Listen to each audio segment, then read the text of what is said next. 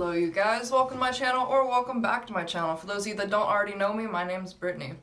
Also, really quick, before I get into this, if you're new here, leave a like, drop a comment, and consider subscribing, because that'd be really cool, you know? So for today's video, it's basically a part 2 to our Ancestry DNA test, because we got our results. He got his like a week or two ago, I just got mine last night. So, you're probably not in the shot. Hopefully you can see both of us. I'm just gonna, I'm being blinded by the sun. Let me scoot back. Okay. Trying to block the sun from my eyes, but it isn't working. Hold on. Hello. Okay. So yeah, he's had his, I just got mine. So we're gonna start with his first, because he's gotta go very soon. He's gotta go to work. So, what are your results? I'm 73% England, Wales, and Northwestern Europe. Who would have thought? Who? 26% Ireland and Scotland. That's a lot. And 1% Sweden. Swedish. Yeah, you look Swedish. Mostly because of the blonde hair and the blue eyes. Additional communities: Lower Midwest and Virginia settlers, South Carolina settlers, and Southern States settlers. Go back up to the top and show them what it looks like what the results. Because I'm sure a lot of you out there have never taken Ancestry, so you're probably wondering, what do the results look like? That's what they look like. And then show them the little map that it shows you. It really colors in parts of the world map that your family, originated from. So like your ancestors are from. So his, obviously, you can see there's Norway and Sweden that are highlighted. What is that? Is that Spain? No, that's England. That's England, France, and it looks like part of Belgium. And then so I'm assuming his ancestors migrated from Europe, obviously, and then went to the States. It looks like they started with Virginia, it was. In the States, there's a whole lot of it covered. Yeah, Virginia. Virginia, and then it looks like they went over to, like, Tennessee almost. No, Missouri, Kentucky, yeah, Tennessee. That's actually really close to my family's migratory pattern. Got a lot of Texas and Alabama, South Carolina. Let them see the map so they know that we're not just listing off random states. This is what we're looking at. Basically, it shows the parts of the U.S. that his ancestors migrated from. So it's basically showing us not only where they originate from in Europe, but where they went after Europe. So it's basically showing their migration from Europe to the U.S., which is really cool. Is that all that it had? Didn't it tell to have this tab that would tell you, what each part of your family worked as? So, like say you had a lot of artists in your family, or you had a lot of politicians in your family, or a lot of teachers. It showed the percentage of your family and what all they did as a means of living. So for my results, before I even got my results, it told me two things. It told me the origins of my last name, and it told me basically what my family predominantly did as a means of working, or as a means of getting by. Back, when I say my family, I'm talking about my ancestors from Europe type thing. So really quick, my last name, my real last name, I'm not comfortable with sharing it on here, but I will tell you that it's derived from son of Maccathal. I can't pronounce it, so I'll find it eventually and I'll put it up on the screen or in the description somewhere. But it basically means son of battle chief. So I thought that was pretty cool.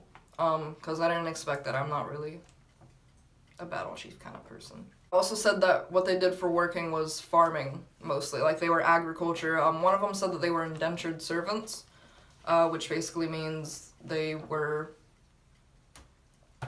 slaves. But yeah, they basically, it said that they, right below farming and agriculture, it said that they were indentured servants. So and then after that, as the time went on, it went from indentured servants to being farm workers, because I'm assuming when they were over in Europe is when they were servants. And then when they migrated from Europe over to America is when they started working in farms and just growing things, doing agriculture and whatnot, because that's all I'm guessing that's all that they knew, because having come from being indentured servants, coming over to the Americas, needing a job, and all they knew was working on the field and working for other people. So I guess that's what they did.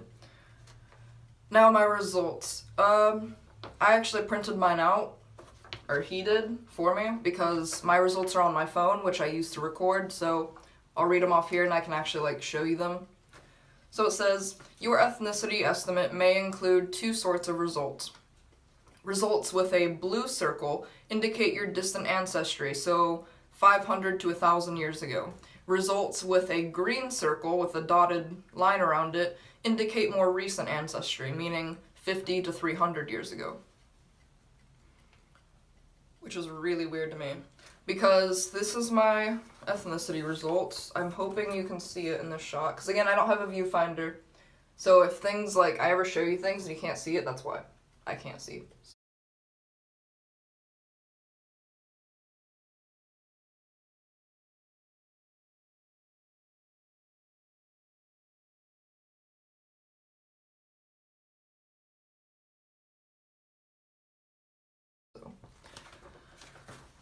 Ethnicity estimate. I'm 78% English from Wales and northwestern Europe. Wow, who would have thought? A white person from England. Oh, shocking. Second, 13% Ireland and Scotland. So he's like, what, 28%? It was like 20 something, yeah. He's got like a lot more Irish and Scottish in him than I do. 26%. Yeah, 26%. I was close. I've only got 13%. I'm more English than anything, obviously. And then the third one, which really took me by surprise, is I'm Native American. I'm 6% Native American, North Central, South. And then below that it says Chihuahua, Durango, and... Zacatecas. Yeah, I'm pretty sure I'm going to pronounce this wrong, but Zacatecas is what it looks like it says. That's weird. And that's with the green dot with the dotted thing around it, meaning that's very recent ancestry, meaning that's within 50 to 300 years ago that I was related to the Native Americans. That's this one right there. Which is weird. Like, that's kind of like, I didn't expect that. I expected English and Scot-Irish, but not Native American. That's interesting. And then I'm 2% Norwegian, so from Norway. And then I'm 1%? Is that a 10? Okay, yeah, that's a 1% Portugal. So Portuguese, I'm assuming? So 2% Norway, 1% Portugal, 6% Native American, and then 13% Scottish and Irish, 78% English. I really didn't expect those last three. I didn't expect Norway, I didn't expect Portugal, and I didn't expect Native American. I expected Scottish and Irish, and I expected English. What did you expect with yours? Like before the test? Norwegian, Native American, German. Well, I kind of got a little bit of German. I expected German, but I didn't get German on mine. But yeah, that's really all. I basically got what he expected his was gonna be, which is really weird. Like, I didn't expect these. I expected German, Scottish, Irish, and English. That's it. But apparently I'm a lot more than that. Oh, there it is. There's the other half where it says, the other part cut it off, so there's Norway and Portugal. So it's really cool because it shows you, like, not only what percent you are of everything, but it tells you, like, how your family came from different parts of Europe, or wherever else you're from, to America, if that's where you ended up. So this one was interesting to me. It said Taming the Frontier. It's basically just a whole bunch of information on the Native American part of my family. This part makes me wonder if German was in my thing, or if it's just because other Germans were migrating at the same time as me, or as my family. But it says, English, Scot-Irish, and Germans flocked to America. So from England, Scotland, Ireland, and Germany, thank you. They traveled from there and migrated over to eastern Kentucky and northeast Tennessee. So that's cool, and that's the green one, so that means it's within 50 to 300 years ago. And then below that it says melting pot in the American colonies. It said working for freedom, so Central Appalachian settlers, that's the red one. So that's the part where, earlier I mentioned how it said that before it showed us where our family like worked when they came like over from those countries over to America, and I said that part of mine showed up as indentured servants and then farm workers and all of that. That's part of the Working for Freedom Central Appalachian settlers, because they were quite literally working for freedom and working for free. And then it says the Native American portion came over and settled in eastern Kentucky, northeast Tennessee. They were frontiersmen and moonshiners. And that's what this page basically goes on to talk about. It says, Comanche and Apache raids stopped, but peace didn't last long. Civil war erupted in Mexico in 1855. Like many internal Mexican wars, the conflict seemed to be between elite groups, leaving many poorer Mexicans in Chihuahua to deal with the repercussions. Less than a decade later, Mexicans living in Texas and New Mexico faced a new conflict as the Civil War began in the United States. Immigrants from Chihuahua also helped establish El Paso, a city once known for its flourishing agriculture and vineyards.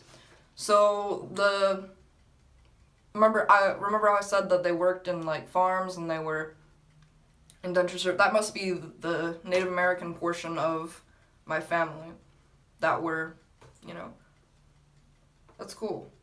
And it's interesting to think about because now I work on a farm, like I volunteer and work there. So like it's interesting to think about how you find yourself in these situations where you're basically doing the same things that your ancestors were doing, like several hundred years ago. It's weird. Like, I didn't know my results prior to me working on this farm. And now whenever I go out there and I'm doing all this work, I think about how my ancestors were out there on those fields doing work for God knows how long. It's weird how, like, several hundred years later, history just kind of repeats itself. It's pretty cool. It's interesting to think about.